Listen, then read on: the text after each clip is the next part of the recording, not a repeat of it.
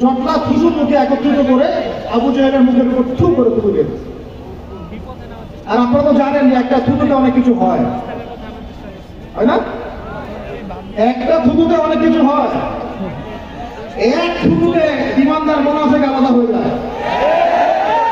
এক থুতুতেই ইমানদার মুনাফিক আলাদা হয়ে যায়। সুমাইয়াও থুতু দিয়েছিল আবু জাহেলের মুখে।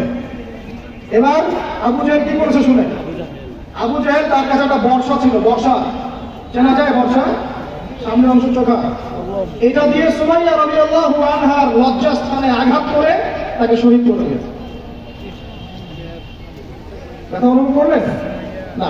আমি জানি করেন নাই, কারণ সুমাইয়া আপনার কেউ না, সুমাইয়া আপনার কেউ না, সুমাইয়া আমার বোন না, সুমাইয়া আমার স্ত্রী না, সুমাইয়া আমার মা না, সুমাইয়া আমার খালা ফুফু চাচি মেয়ে কেউ না।